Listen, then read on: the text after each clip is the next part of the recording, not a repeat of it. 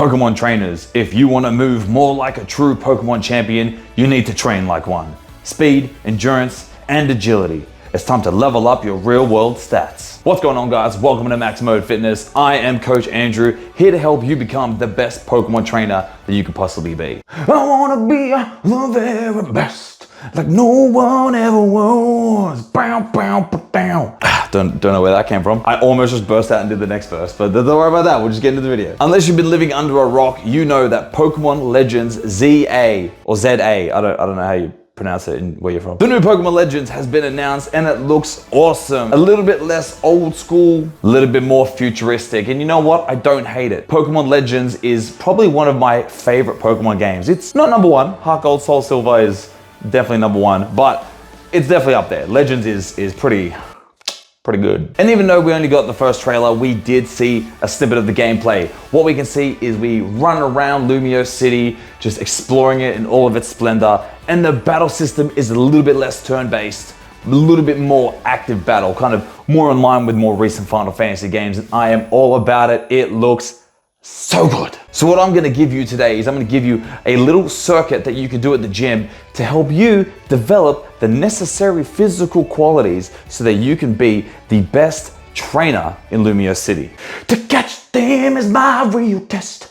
To train them is my cause. Sorry, it's too good, man. Take me back to my childhood, you know? All right, so let's dive into it. This is a 4 exercise circuit, and every exercise in the circuit is going to be performed for 30 seconds at the best pace that you can maintain. And in between each exercise, you're going to have a 15 to 30 second rest depending on your fitness level. So station 1, you are going to do sprints. Now, it depends on where you are, what you have access to. At my gym, we have this fun little sprinter machine. I love these things. Amazing for sprints, highly recommend it. So do 30 seconds at the best pace that you can maintain. I don't want to go to guns blazing, gas out in 10 seconds, and then just like stumble your way through the next 20 seconds. I want 30 seconds at the best pace that you can maintain for that whole duration. Doing sprint intervals at this duration is actually incredibly effective at developing fight cardio. I used to work with a bunch of guys that competed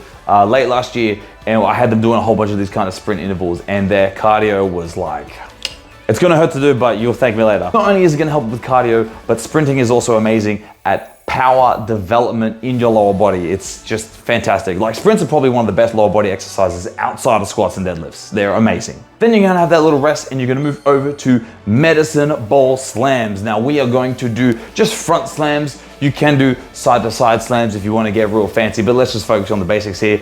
Make sure you lift that ball above your head. I don't wanna see this, okay? I see too many people do this. This ain't gonna do shit.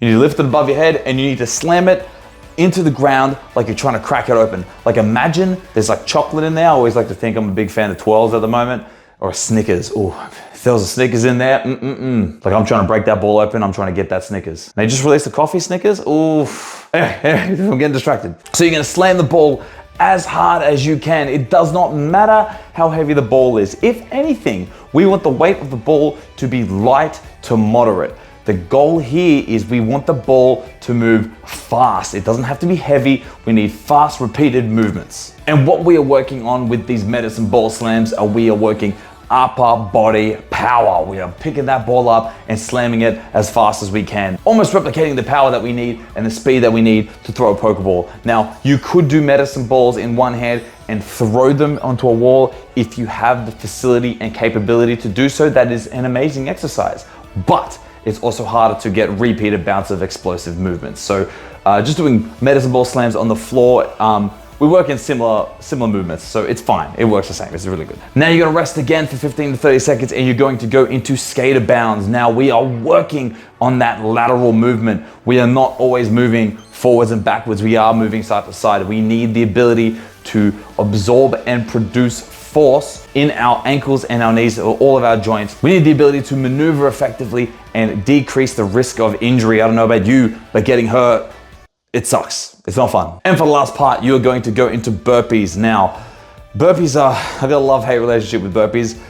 I get it, what they're for, I get it, but they suck to do. They're just brutal, right? They're absolutely brutal. But But with burpees, we are working full body endurance, full body explosiveness. We are working on higher levels of coordination. Nothing will sap the life out of you than a burpee. The ability to move explosively, the ability to have higher levels of full body endurance is paramount, not just in Pokemon battling, but in real life. I don't know about you, but there is nothing more functional than being able to effectively pick ourselves up off the floor. That's life, bro. Now the trick here with burpees, you wanna go down into a push-up position, then put your chest onto the floor, then spring yourself up into a slight jump. Now, if you wanna make these even more brutal than they already are, you can put a tuck jump onto the end of that.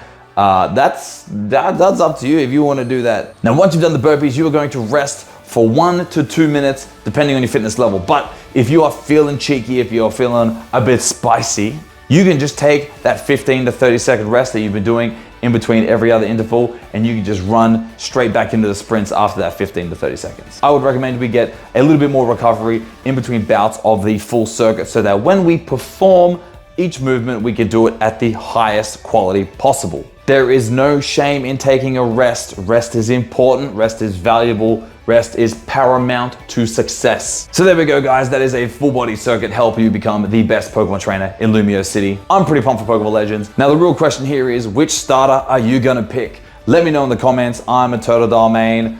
I saw the 3 options and it's a no-brainer for me. But you know, not everybody's like me. If you enjoyed the video, like and follow for some more gaming fitness goodness. If you want to join a like-minded community of fitness and gaming enthusiasts, jump into the Discord, follow me on social media, and I'll catch you for the next one.